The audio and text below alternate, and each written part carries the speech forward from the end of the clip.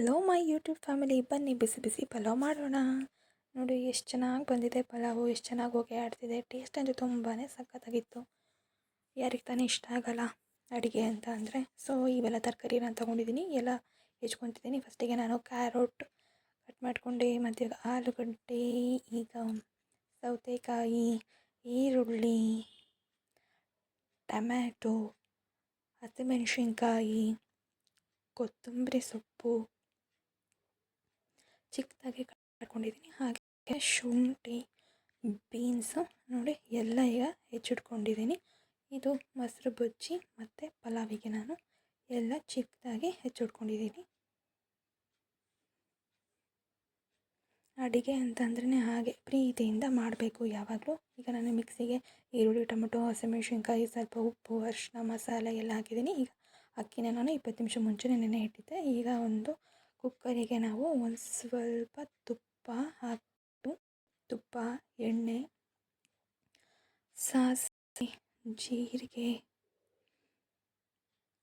ಅದಕ್ಕೆ ಒಂದು ಸ್ವಲ್ಪ ದ್ರಾಕ್ಷಿ ಹಾಕಿದ್ದೀನಿ. ನಾನು ಟೇಸ್ಟ್ ಚೆನ್ನಾಗಿರುತ್ತೆ ಅಂತ ಸ್ವಲ್ಪ ದ್ರಾಕ್ಷಿ ಹಾಕಿದ್ದೀನಿ.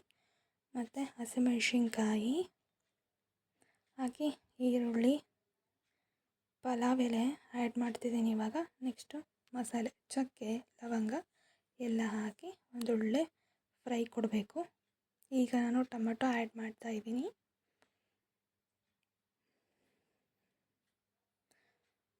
ಟೊಮೆಟೊ ಆ್ಯಡ್ ಮಾಡಿದ್ಮೇಲೆ ನೀಟಾಗಿ ಎಲ್ಲ ಒಂದು ಫ್ರೈ ಆಗೋ ತನಕ ಬಿಡಬೇಕು. ಈಗ ಬೀನ್ಸ್ ಕಾಳು ಮತ್ತು ಎಲ್ಲ ತರಕಾರಿನ ನಾನು ಆ್ಯಡ್ ಮಾಡ್ತಾಯಿದ್ದೀನಿ.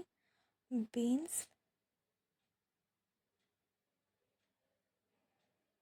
ಕ್ಯಾರೋಟ್, ಇದ್ರ ಜೊತೆಲಿ ಆಲೂಗಡ್ಡೆ ಹಾಕಿ ಎಲ್ಲ ಒಂದು ಸರಿ ತರಕಾರಿ ಹಾಕಿ ಒಂದು ಸರಿ ಫ್ರೈ ಮಾಡ್ಕೊಳ್ಳಿ. ಎಲ್ಲ ಅದು ಚೆನ್ನಾಗಿ ಬರಬೇಕು. ಈಗೇ ರುಚಿಗೆ ತಕ್ಕಷ್ಟು ಉಪ್ಪನ್ನು ಹಾಕ್ಕೋಬೇಕು. ನಾನೊಂದು 1 ಸ್ಪೂನಷ್ಟು ಉಪ್ಪನ್ನು ಹಾಕಿದ್ದೀನಿ. ಉಪ್ಪನ್ನು ಹಾಕಿ ಸ್ವಲ್ಪ ಅರಿಶಿನ ಹಾಕಿದ್ದೀನಿ. ಎಲ್ಲ ಚೆನ್ನಾಗಿ ಮಿಕ್ಸ್ ಮಾಡಿ. ಈಗ ಸ್ವಲ್ಪ ಅರ್ಧ ಕಪ್ಪಷ್ಟು ಮೊಸರು ಹಾಕಿ, ನೀರು ಹಾಕಿ ಒಂದು ಕುದಿ ಬಂದಮೇಲೆ ಅದಕ್ಕೆ ನಾನು ನೆನೆಸಿಟ್ಟಿರೋ ಅಕ್ಕಿನ ಆ್ಯಡ್ ಮಾಡ್ತಾಯಿದ್ದೀನಿ. ಈಗೆಲ್ಲ ಒಂದ್ಸರಿ ಚೆನ್ನಾಗಿ ಮಿಕ್ಸ್ ಮಾಡಿ ಒಂದು 2 ನಿಮಿಷ ಬಿಟ್ಟರೆ ಚೆನ್ನಾಗಿ ಅಕ್ಕಿ ಜೊತೆ ರಸ ಎಲ್ಲ ಚೆನ್ನಾಗಿ ಇಟ್ಕೊಳ್ಳುತ್ತೆ. ಈಗ ನಾನು ಮೊಸರು ಬಜ್ಜಿ ಮಾಡ್ತಿದ್ದೀನಿ. ಸೊ ಮೊಸರಿಗೆ ನಾನಿಲ್ಲಿ ಒಂದು ಅರ್ಧ ಸ್ಪೂನಷ್ಟು ಉಪ್ಪನ್ನು ಬೆರೆಸ್ತಾಯಿದ್ದೀನಿ. ಇದಕ್ಕೆ ಸೌತೆಕಾಯಿ ಹಾಕಿ, ಅದಾದಮೇಲೆ ಈರುಳ್ಳಿ, ಅದ್ರ ಜೊತೆಗೆ ಚಿಕ್ಕದಾಗಿ ಹೆಚ್ಚಿಟ್ಕೊಂಡಿರೋ ಕರಿಬೇವನ್ನು ಹಾಕಿ ಚೆನ್ನಾಗಿ ಮಿಕ್ಸ್ ಕೊಡಬೇಕು. ಆಗ ಮೊಸರು ಬಜ್ಜಿ ತುಂಬಾ ಚೆನ್ನಾಗಾಗುತ್ತೆ, ತುಂಬ ಚೆನ್ನಾಗಿ ಬರುತ್ತೆ ಟೇಸ್ಟು. ಈಗ ಕುಕ್ಕರೆಲ್ಲ ತೆಗೆದ ಮೇಲೆ ನೋಡಿ ಎಷ್ಟು ಚೆನ್ನಾಗಿ ಬಂದಿದೆ ಪಲಾವು, ಸೂಪರಾಗಿದೆ.